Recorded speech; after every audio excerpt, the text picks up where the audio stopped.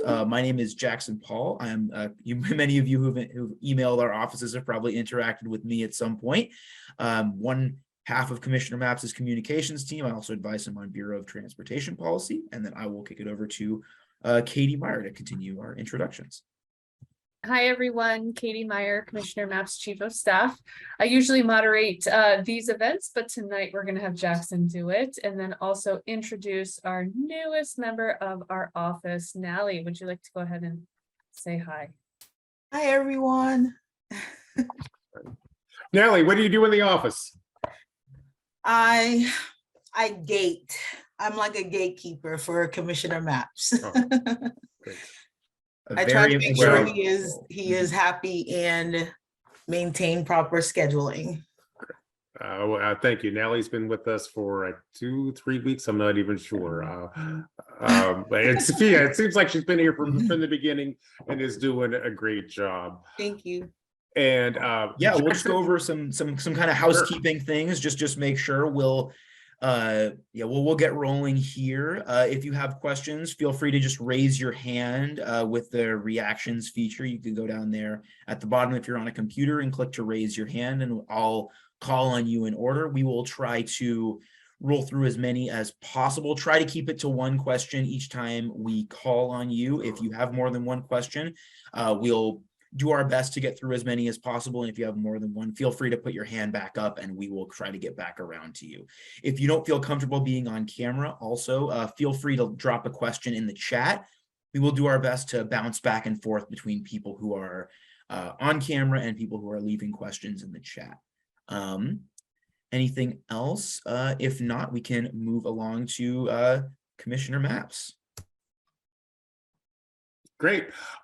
Thank you, Jackson. I want everyone to know, I think this is Jackson's first time acting as host, and he's doing a great job. Thank you, Jackson. I see lots of familiar faces in the room today, and I want to start out by saying it's great to see some old friends here, and I also see some names I don't recognize.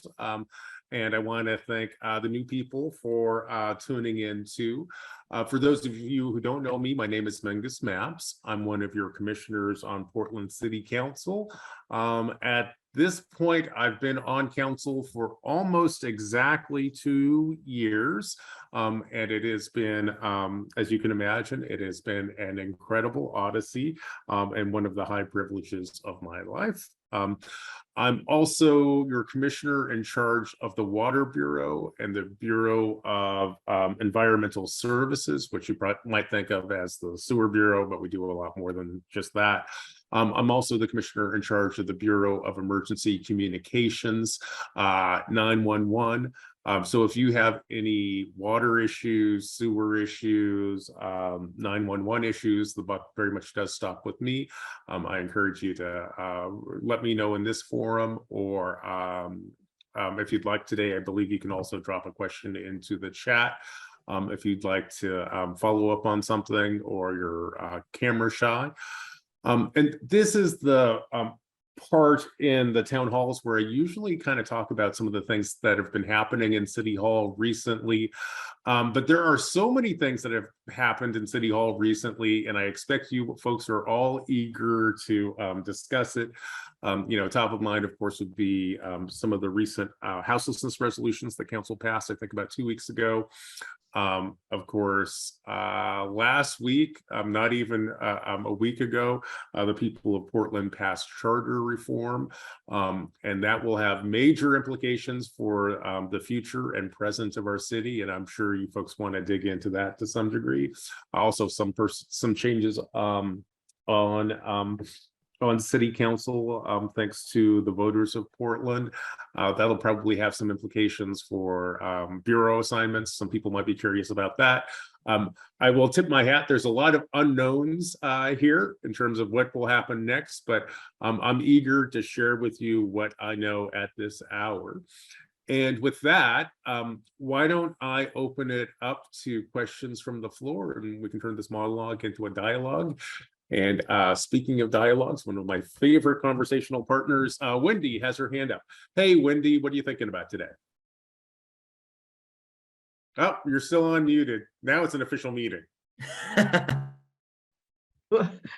I'm thinking about all the things that you just mentioned, but I'm going to restrict myself to one question about the Water Bureau. Okay, great. And my question concerns the high-rise and dense River Place neighborhood with essentially one 2-lane street in and out that is shared with the streetcar. It is essentially a geographic island north of the South Waterfront dense high-rise area, including OHSU, that is south of the Markham I-5 bridge and which also uses this same 2-lane road in and out of the area. River Place's borders are the Willamette River and highways, including NATO Parkway, I-5 exit road. Water and highways form barriers, making the River Place a geographic island. You're probably familiar with it. My concern, and I hope you're aware of this, is that there are underway 2 different permitting processes for 2 gigantic projects, both of which will require lots of trucks and major construction equipment and pile driving and drilling and tunneling equipment. One is a GBD project to build an approximately 30-story building on the western slope of this area, just west of the 3-strand residential high-rise towers, the missing middle Douglas rental apartments with ADA accessible apartments, the mid-rise condo development of River Place, small businesses and restaurants in a hotel. The second project is even more monumental, and it's yours. It is the Willamette River Crossing Project, tunneling under the Willamette and part of the residential neighborhood to provide water to the entire west side after a seismic event. This is a critical project for the emergency preparation for all west side residents. The area is geographically too small and dense to accommodate both projects at once, and to expect the large, dense population to survive there with both going on at once.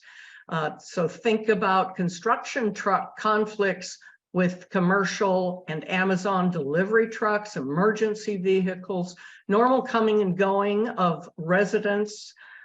Truck traffic alone will present emergency safety hazards with 1 lane in and 1 lane out shared with the streetcar.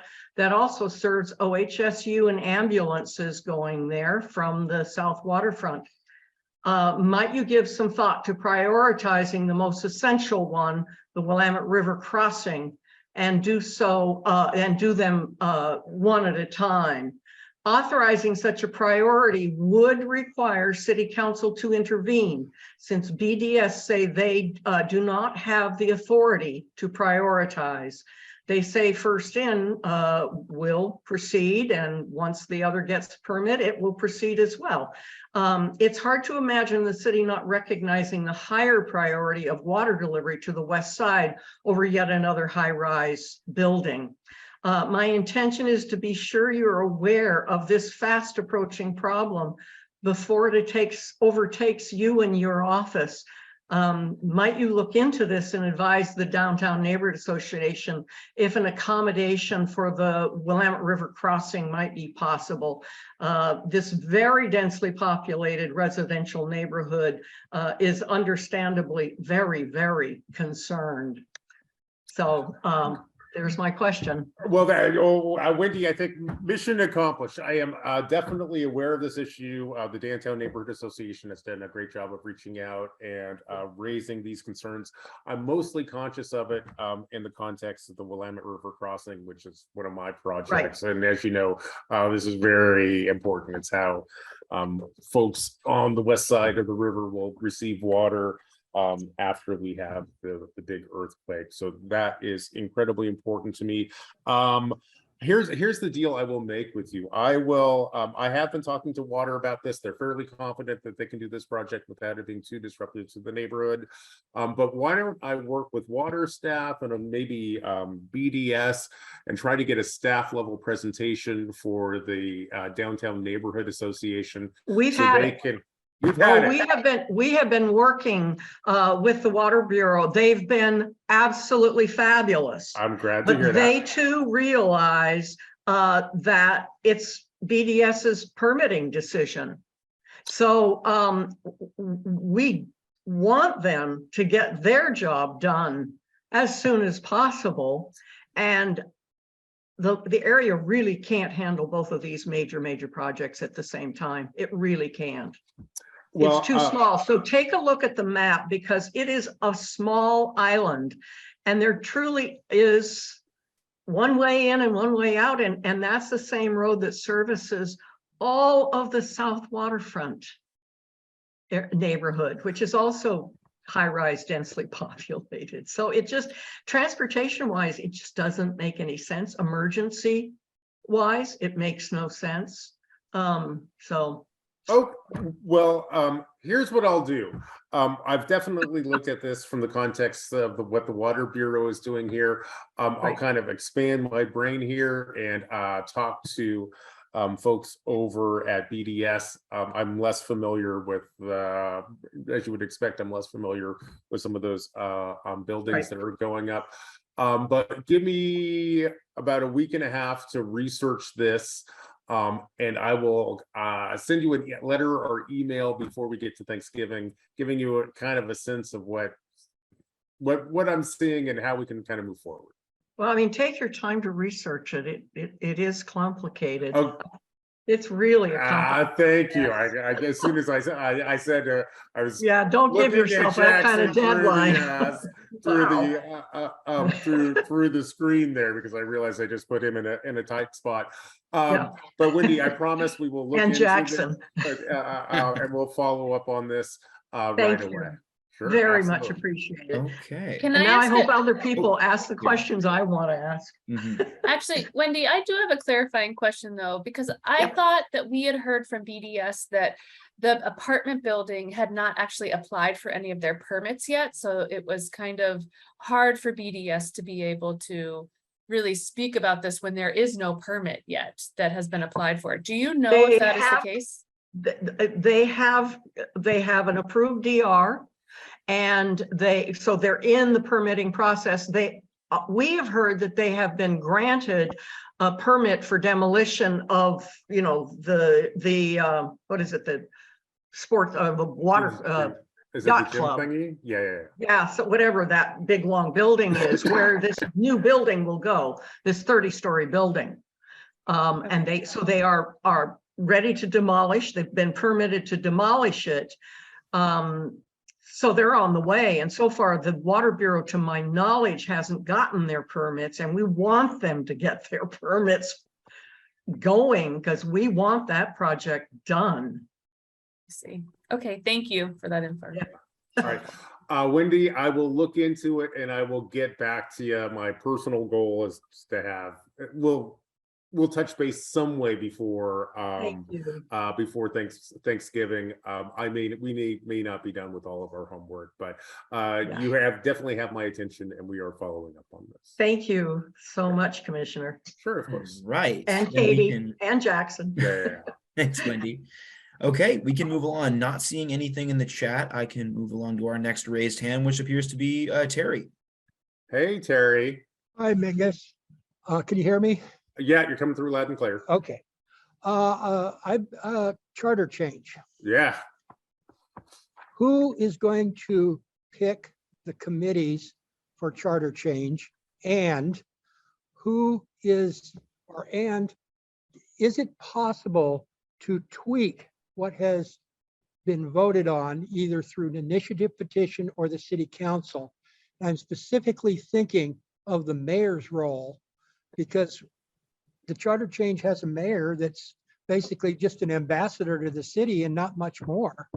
And it seems to me that the mayor ought to have some sort of veto power or city council membership or something. So that, I know it's two questions, but they're totally related. They're two very good questions.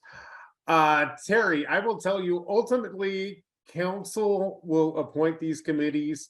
I will also tell you, at this hour, we don't really know what that means. You might look, if you look at our council agendas, you might look, I had noticed that on consent, we had 2 items to appoint, I think, the redistricting committee and an overall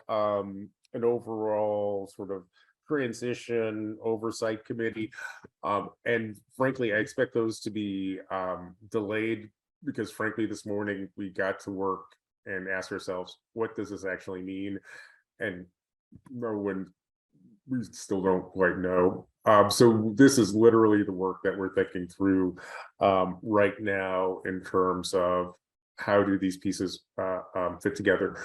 However, I think which I really do want people to know is that, and you know, probably everyone on this call knows that I strongly support charter reform. I think there's some good things in the package that the voters passed. I also had some concerns too, and you know, frankly, many of my concerns had to deal with the proposal that we are now in the process of implementing being poorly defined in many ways. We're moving, so that's another way of saying we're moving as fast as we can with the plan that we have. There are many unanswered questions, and frankly, I think there are more than a few contradictions that are baked into these proposals that are going to need to be fixed. I agree with you. I can't really tell you with a lot of confidence of what the next mayor will do for work. But at the same time, I can't really tell you what the next city councilors will do for work either. There's just a lot of stuff that hasn't been defined there. So I do expect that there will be needs to refine this either through an administrative level. You know, council does send things to the voters in terms of charter reforms. Actually, fairly frequently. We forget that a lot of those are just kind of super boring, that they receive no attention. But you know, I think in the first decade of this century, we had 11 charter reform referrals from council to the people of Portland. So I expect that to happen. I also expect that there will probably be lawsuits as we try to figure this out too. It's just going to be literally one of the most complex policy development processes that Portlanders have done in half a century. You know, I'm old enough to have been around at least for part of the annexation of East Portland. So I was in the county chair's office when that happened. And I remember how difficult it was to actually just fold in a little bit of the sheriff's office into the police bureau and vice versa. You can imagine the labor issues there, just very, very difficult. And this is about 1,000 times more difficult than that. Also kind of around for the formation of Metro, which is, you know, standing up a brand new government. And what the journey that we have embarked on about 6 days ago is on that magnitude.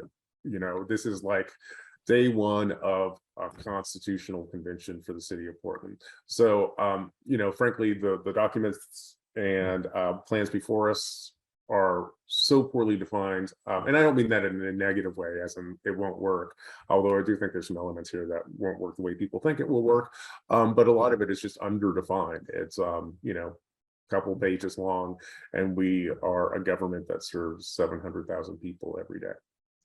The reason why I asked you the first part of that question, or the first part, is because the charter change committee, each city council member chose 3.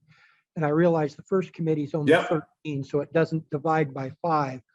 But I was just wondering if that's the way you're going to do it, or if it's, I mean, Jackson, you know, I sent you a copy of what I had, you know, I had submitted for the districting part, and I sent Jackson a copy of the application.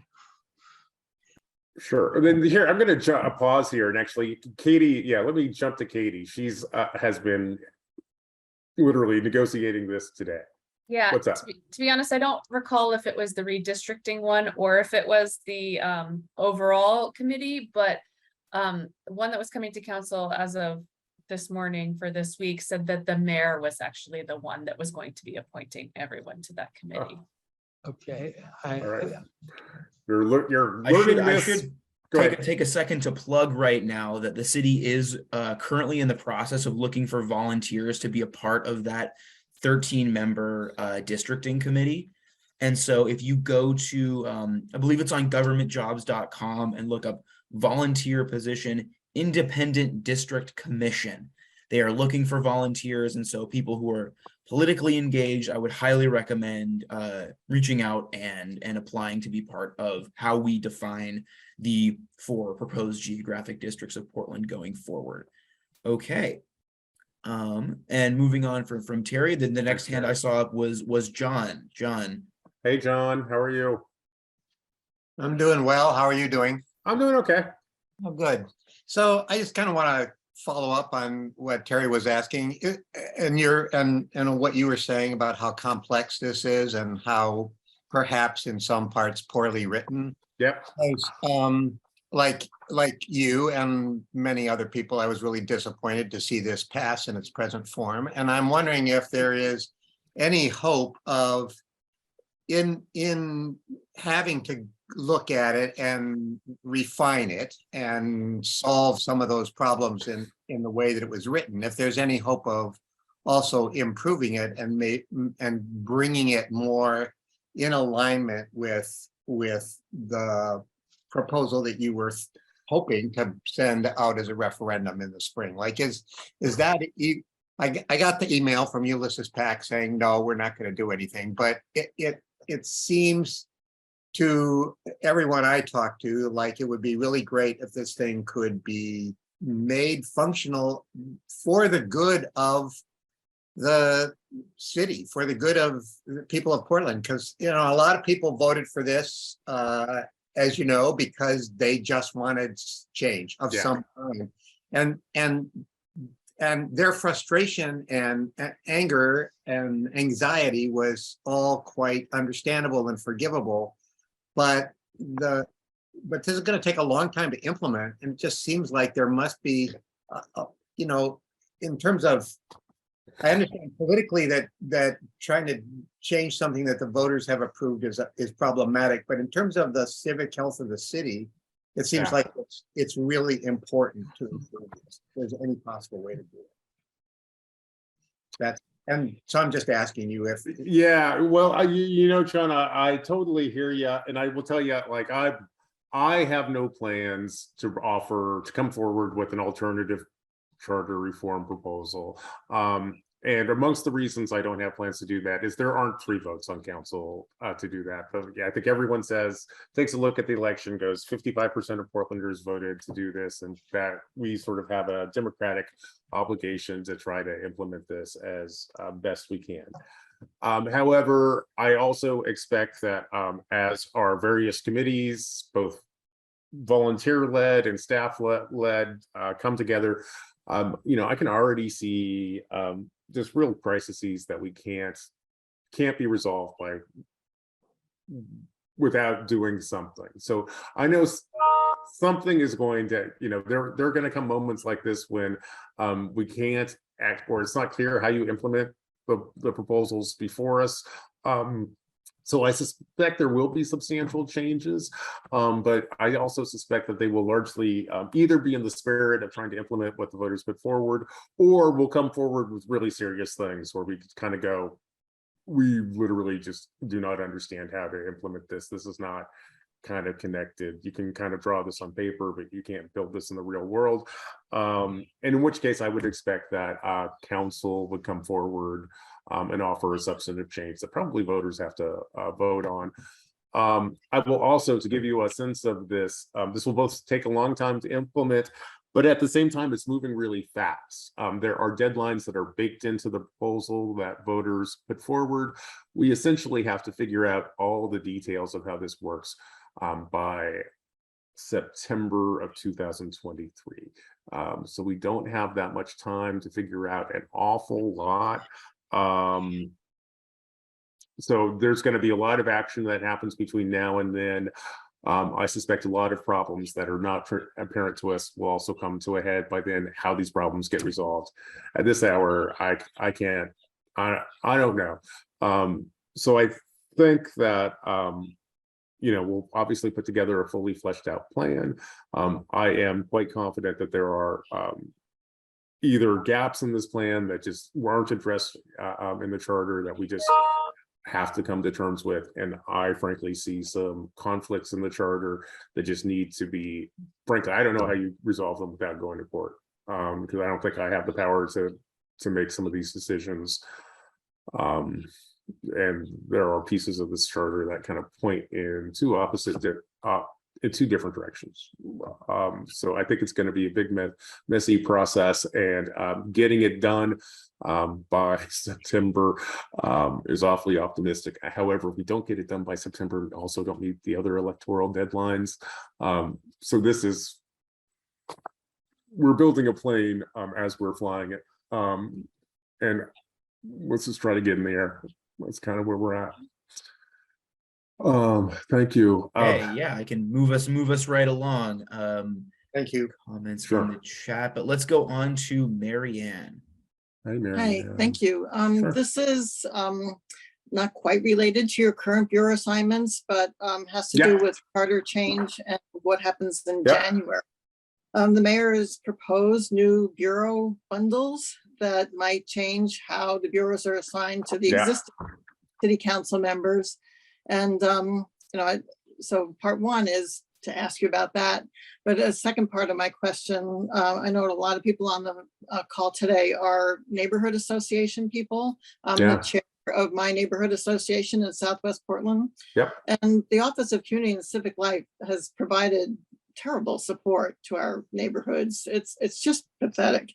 And I testified to City Council on October 26th with a lot of questions about this Portland Engagement Project that's loosely defined. They've got an army of consultants, and based on looking at what their staff have to say about civic engagement, they have no idea what they're doing. And looking at how we're going to be changing, having city councilors elected by district and having a city manager running bureaus, it just seems like a really stupid time to be spending that much time and money on an engagement project that doesn't really make sense. So that's my opinion, though. But bureau assignments was my more important question. Sure. Well, I hear you both on bureau assignments and on the challenges facing civic life.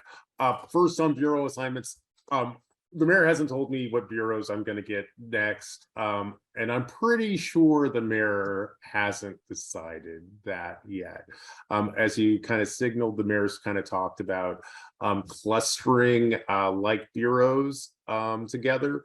And frankly, he's already done that a little bit, or at least he's done that with me. I'm the commissioner in charge of the Water Bureau and the Bureau of Environmental Services. So, fundamentally, I'm in the business of laying down pipes that either take clean water in one direction and takes dirty water in the other.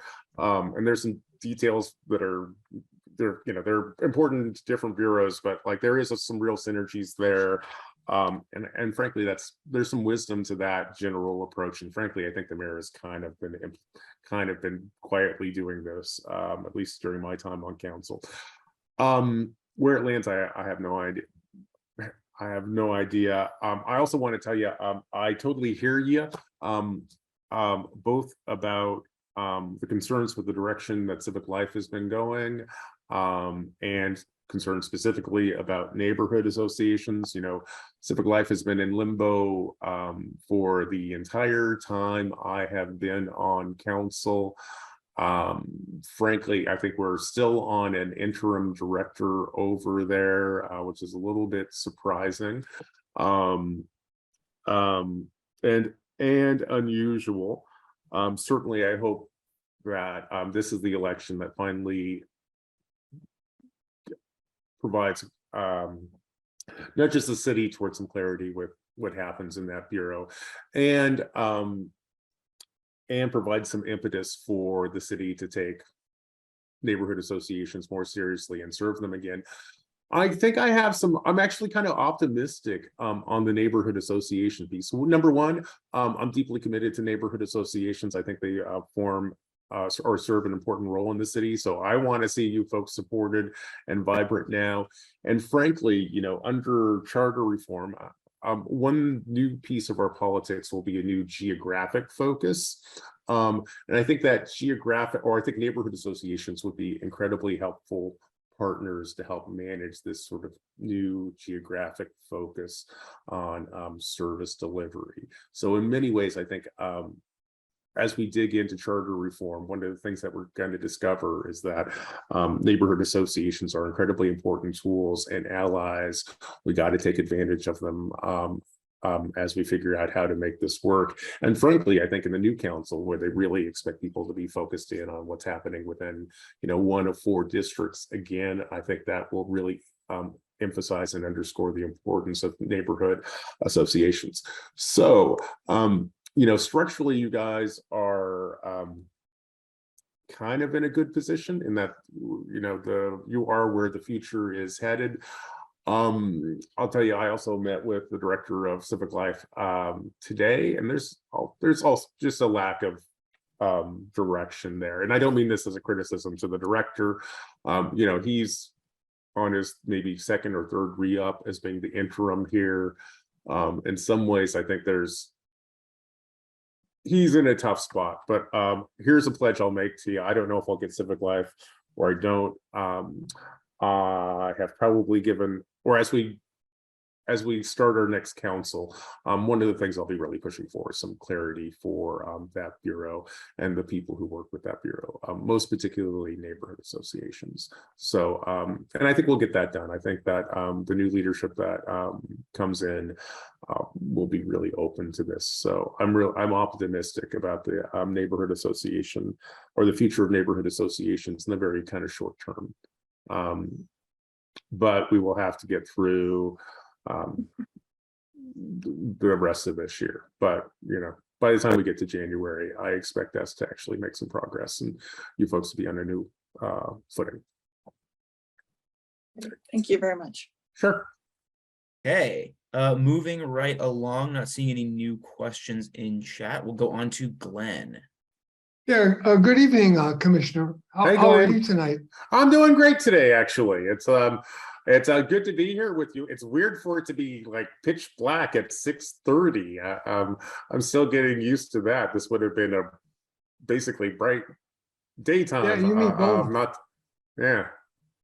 Well, my question is, it's not directly your responsibility, but it's a question that's we should all be concerned of as far as being citizens in Portland. Today I was watching the Channel 2 News, and they had 2 stories, and they were back to back. And the first one, they were talking about gun violence, and how they were getting just increasing. Day by day, it seems like 1 or 2 people are getting murdered on the streets, and we're about to exceed last year. Which was one of the all-time highs. Maybe it was. I'm not totally sure. Basically, it was our all-time high. Yeah. And then second, and this is another one that was kind of a little bit dear to my heart because I'm on a planning and transportation committee for a neighborhood.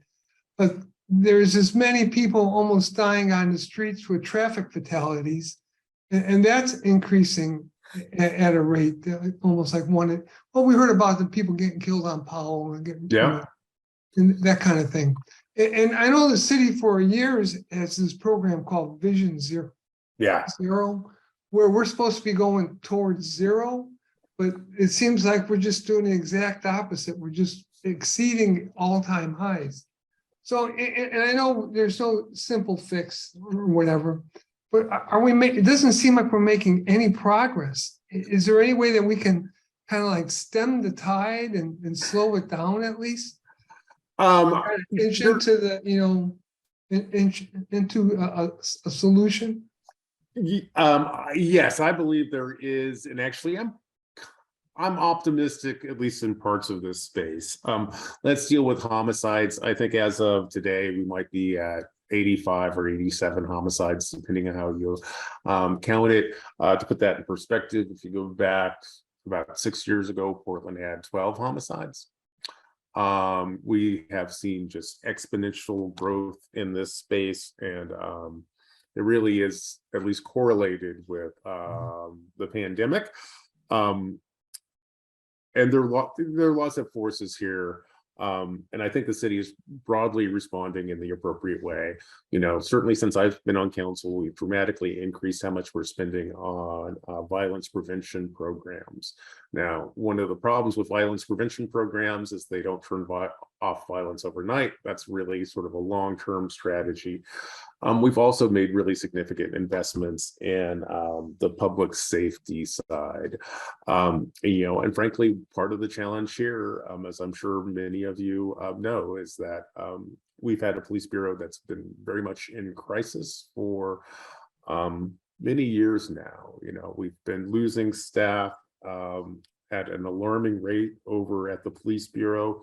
Right now we probably have around 800 police officers. If you were to look at cities of our similar size, you'd expect us to have around 1,200 police officers.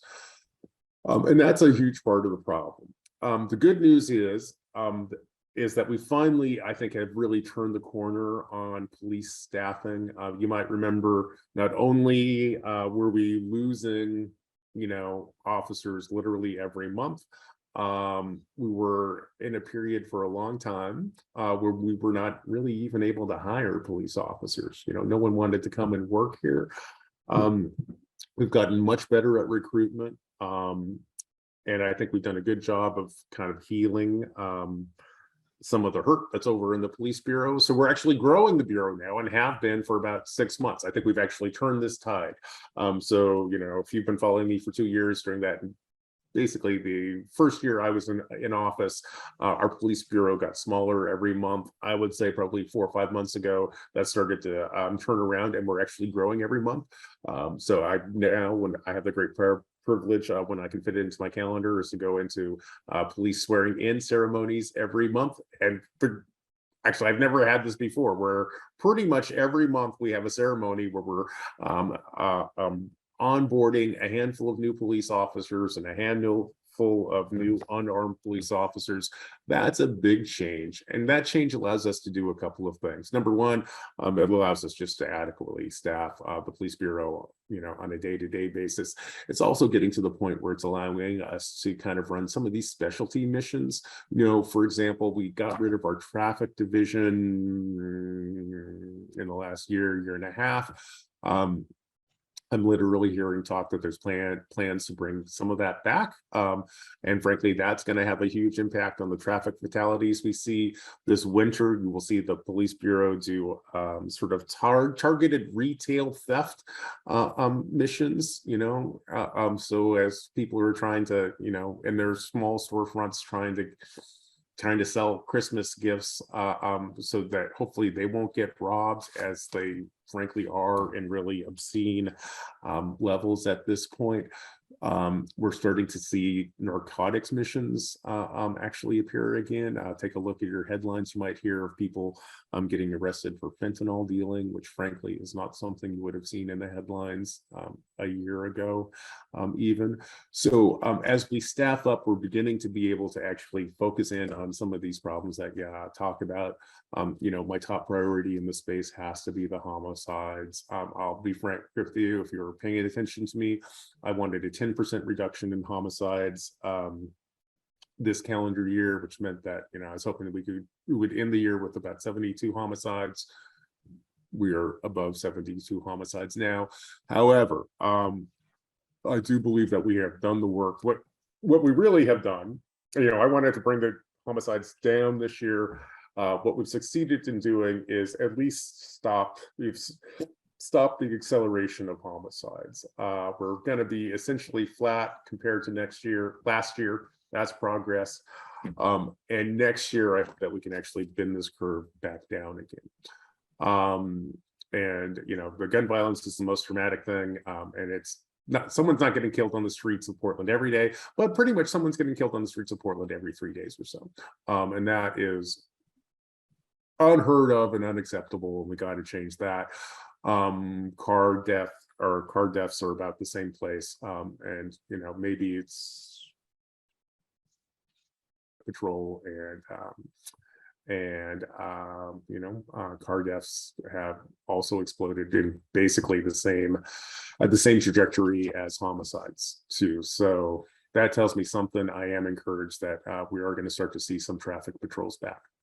I think next year the public safety piece of Portland is going to be significantly different and better than where we are now, which is great.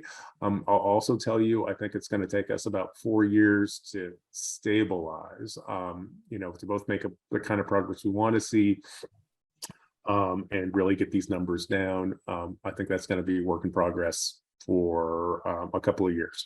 But I think that we are through the worst of it. And I'm really excited about that. I'm really grateful for everyone who kind of helped us get there, both city employees and, frankly, people on this call who have reached out to elected officials and reminded us that this is a really important thing. So thanks, Glenn. Of course. Okay. And Wendy, we're going to hop over you real quick because I think we have one who, okay, Tennis, would you like to go?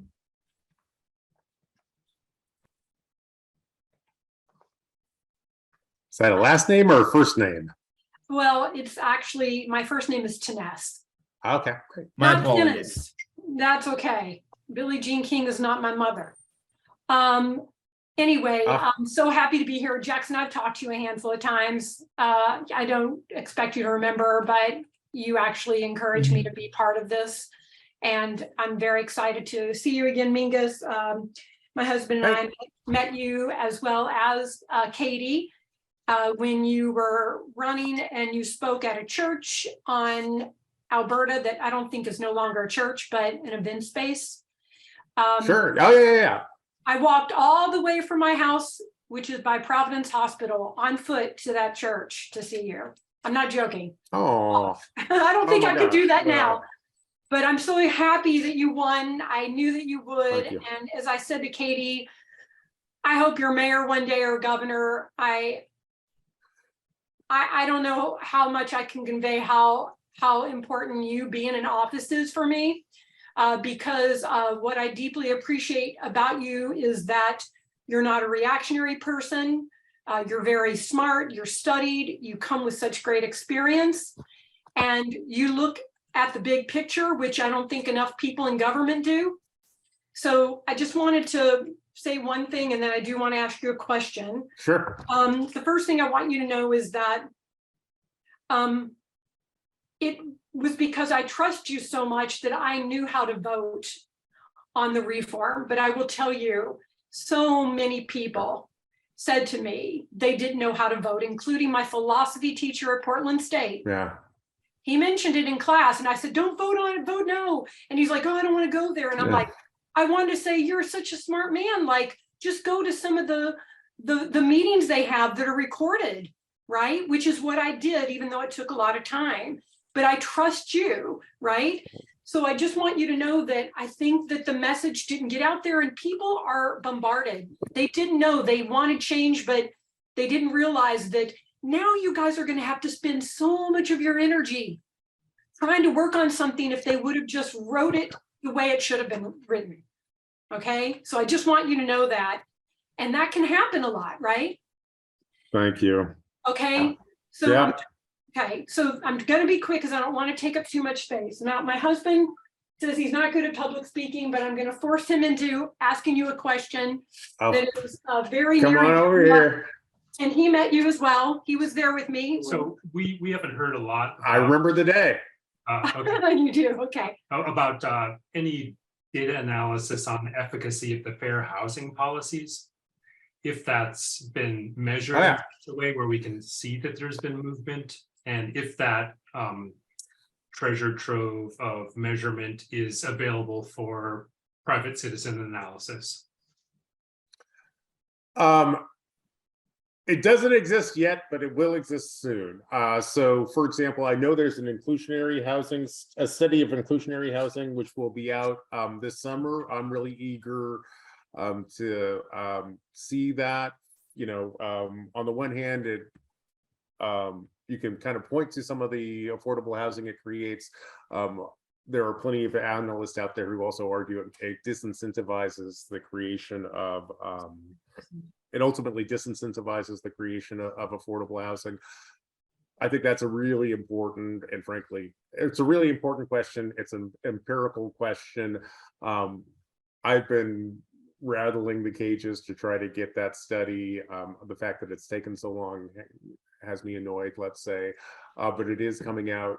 You know, frankly, one of the things that no one's asked yet, but one of the things the council did with our houselessness resolutions from a couple of weeks ago was committed ourselves to building 20,000 units of affordable housing in the next 10 years. To put that into some context for you, that means building affordable housing at about 4 times the rate we're currently doing it. In order to get from here to there, something needs to change. And I think, frankly, what needs to change, amongst the things that needs to change, is we have to take a really close look at the relationship between the policies that we have on the books and the housing that we produce. I can tell you, if we continue to do what we're doing now, we're not going to produce 20,000 units in the next 10 years. And even if we fall short of that goal of 20,000 units in the next 10 years, if we continue to do what we're doing now, we're not even going to meet the basic need that's there. So something needs to change. I'm really glad the council has has kind of embraced what the mayor called a moonshot to try to get to 20,000 units. That's going to mean taking a hard look at the policies we have in place and how well they work, and changing things when they don't work. And I suspect there's space. I suspect there's some policies out there that are not serving us well. But we have not gotten any of the formal research on it yet. Got it. I appreciate that as a supply side answer, which is a good stance on it. I was more thinking along the lines of eviction policy and relocation fees. Yeah. The things that were passed when Kerry was commissioner. There's definitely openness to that, and I think it's a question I've talked about this on council. I think the mayor's talked about this also. So I think we're going to have that discussion in the coming, frankly, months, because frankly, I don't see how we achieve our other goals without kind of taking a look at whether relo actually is doing what we want it to do. And eviction prevention, I think all of our housing pieces, need to be evaluated. And there's no way that we move forward. In some ways, kind of setting goals is great, because it forces us, number one, it sets a direction, and then it forces you to take a look at what you're actually doing. So I would expect this year, or actually next year, which starts in 6 weeks, to see those discussions get unpacked. I will also say, this is where bureau assignments really matter. So in early January, the mayor will decide who is in charge of managing our city bureaus for the next 2 years. And the commissioner in charge, frankly, the commissioner in charge of the housing bureau will have an awful lot of influence over how robust that discussion is. But I want to have a robust discussion and have been pushing for an evidence-based evaluation of what we're doing, and more and better answers to figure out how we accomplish some of the things that we want to accomplish. Okay. So stay tuned. Okay. Thank you. And thank you for saying that. I just wanted to add a few things, but do you know what the percentage of small landlords in Portland is still, since they've been building the big buildings? Is it still more than the big buildings? Before they said it was 60% of our housing was through small landlords. That sounds right. I don't have, frankly, I don't have these numbers. I mean, there are some things that I know. There's some clear trends going on.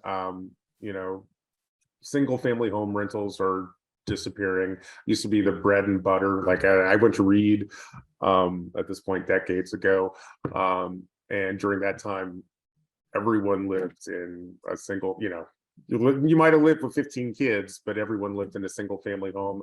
That arrangement, at least when I take a look at the numbers and trends in 2042, that will just not exist in the context of Portland at all. That frankly concerns me. I think that's kind of part of the character of our city to some degree.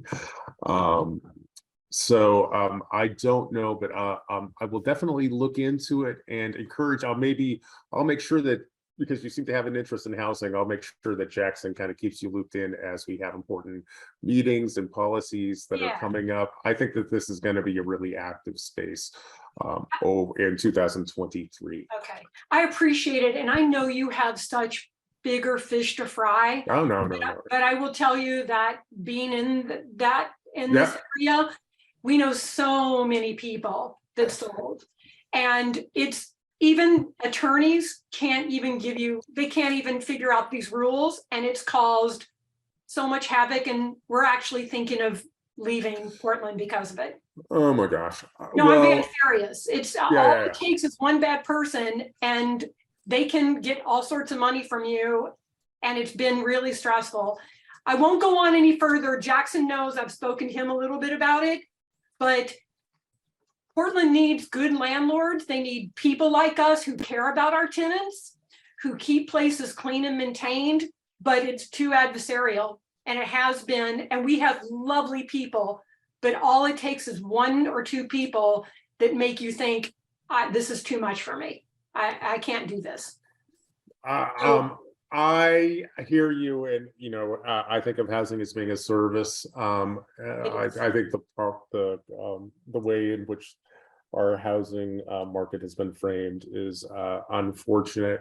And while I don't have the specific numbers you talk about, the broad trend that you I think are pointing to, which is basically small mom and pop landlords not being able to do business in Portland anymore, is deeply problematic, and I want to turn that around. And I recognize if we don't turn it around, literally this is like a 20-year window before we just completely kill the small landlord market, and probably sooner than that. But it might literally just be all corporate very soon if we don't. It will, and corporate people won't do mediation with tenants. Yep.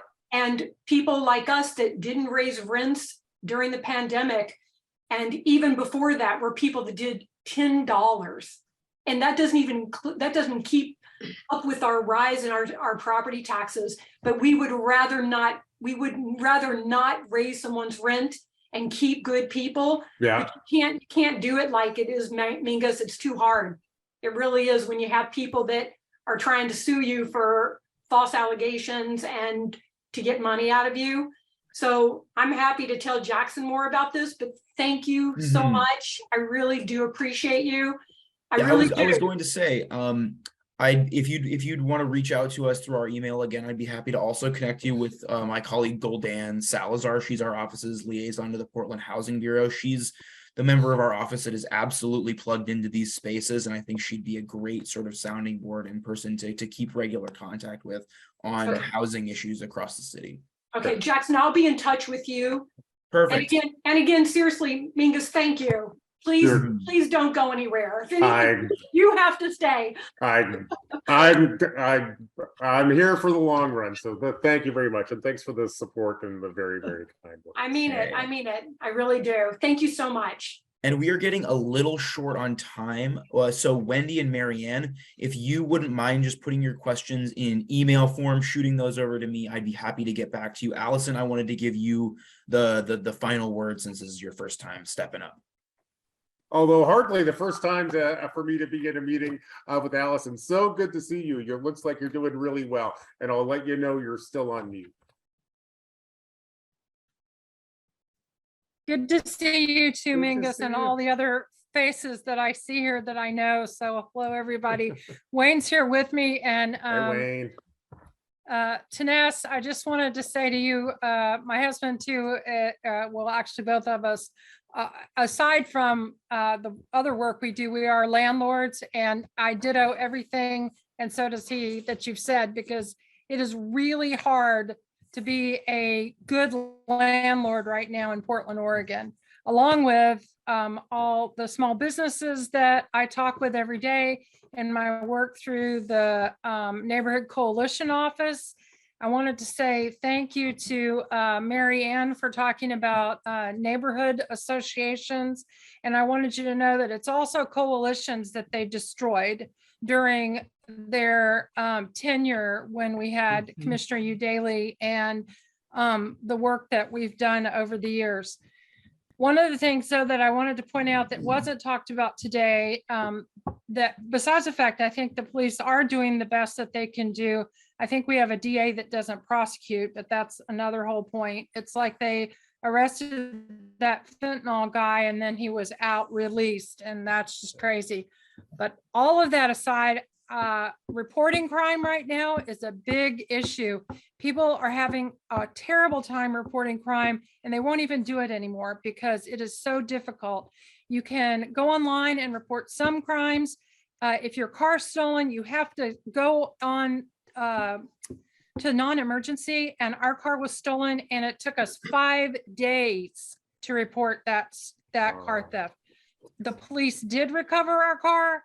I can't tell you how many times I was on hold and the line just cut us off. So please, when I hear crime is down, I want you to know, I really hope that's true. But as a former crime prevention specialist, I believe that it's because crime's not being reported as it should be. And people just don't want to report because they can't even get their insurance to pay because the amount of theft is low enough to where, I mean, somebody comes in your garage and they steal your leaf blower, which nobody wants to hear, but that's gone. Well, you're going to report it to your insurance company? No. So do you bother to make a theft report? No. So, and being on hold for 5 days with non-emergency to get your car reported stolen, not good, Mingus, not good. Allison, number one, I'm so sorry Yeah. about your car. And I'm sorry about the call wait times at non-emergency. I do own that. I want you to know we're actually doing a lot of things to improve service at 911. It wasn't your experience, but if you take a look at the numbers in aggregate, we're actually, things are starting to get better. Specifically on the crime reporting thing, amongst the things that we will bring online, and I believe we will literally have some technological fixes up in terms of making it easier to report, to report crime online. We'll have new software up in January, and I've been waiting for that for my whole time here. So that should help. Another tip, although I'm not sure, sometimes you can try 311 is able to help with some services, although I don't know if I'm looking at Katie to see if they will help with crime reports now. Do you know, Katie? Some, and so it depends on the category, depends. but Right. it's worth the try because Not your car. If your car gets stolen, you have to report it to non-emergency. Yeah. There's no way. Yeah, it's When we specifically find- non-emergency. When we finally got it reported, my husband was on hold for 53 minutes to get it reported, finally, without being cut off. But one last thing, Yeah. I just want to end this on a positive note. I wanted to tell you that, well, first of all, our car was recovered by Yay. a police officer, so yay. It's still not drivable yet, but we got it back, yay. All right. But I wanted to say, Mingus, that I hear so many people say to me that they are so excited that you are a commissioner and that you listen and that you get things done. And so Wayne, who is over here with me, we both still support you, and you, Thank Katie, you. and everybody in your office, Adam, and I just wanted you to know, people say really good things, and whoever said they wish that you would run for mayor, I don't know what's going to happen with this new charter change, but I've heard that over and over out in the central northeast area. So just so you know, thank you. And thank you for all you do. You're doing great work. Thank you so much, Allison. And I'll tell you, I believe you were actually the host of my very first house party when I jumped in here. So I have you both to thank and to blame for my current fate. It's been a real honor to serve, and I am literally only as good as the people who surround me. So I got to take this opportunity to thank Katie and Jackson and Nally, my newest member of the team. She's doing amazing work. It's an incredible honor to work alongside each and every one of you, both in City Hall and for all of you out in the community. I know how much you do. There are lots of neighborhood association people here, small businesses, landlords. You know, this is the mix that makes Portland work. This is literally what democracy looks like. I also tell you, I really want you to know that there's some great things that are happening in City Hall. I think that after a remarkable run of bad luck, Portland is starting to get back on its feet. I see great progress on public safety and houselessness and basic livability stuff, and just literally making government run effectively. You know, Portland's best days really are ahead. It will take some work to get from where we are today, but I believe that we can get there if we continue to work together and talk to each other like we've done today. You guys are great role models for how to build a great city. So I want to thank you for coming out tonight, and I want to thank you for everything that you do for the city every day. And I want to thank you for offering me this great privilege to serve in this role.